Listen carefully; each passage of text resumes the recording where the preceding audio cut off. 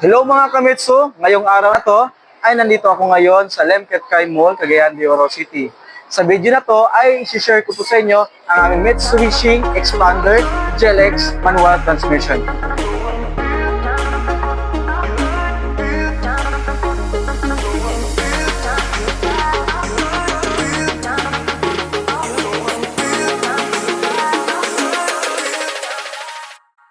Front side ng ating expander. As you can see po, meron na po siyang T-shape glamps. Ang grill niya po ay New Dynamic Shield concept. The New Dynamic Shield concept expresses power and assurance of reliability and toughness.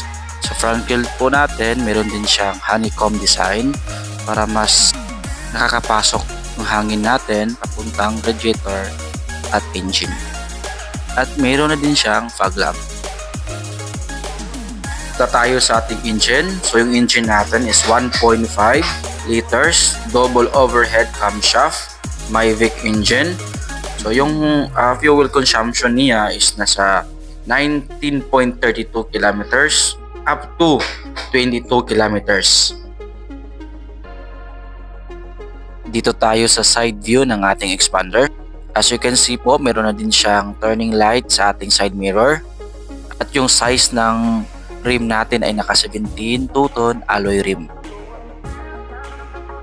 Dito naman po tayo sa ating interior.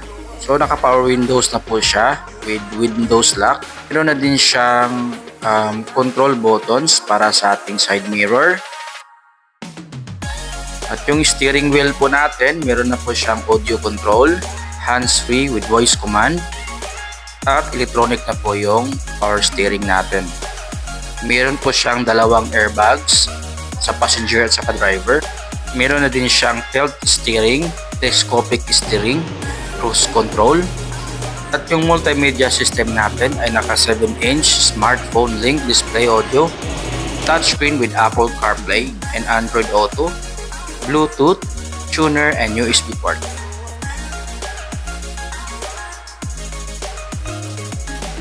Dito po tayo sa rear side ng expander GLX natin. As you can see po, meron siyang reverse light, third brake light, shark fin antenna, reflector, at yung reverse camera po natin. At meron din siyang rear wiper po. So yun yung video ng ating Mitsubishi Expander manual transmission. Sa mga gustong nais magtanong para sa ating cash or financing, pwede na kayong tumawag or mag-text or mag-comment sa video na to. Salamat po sa panonood. Mag-ingat po kayo palagi. God bless!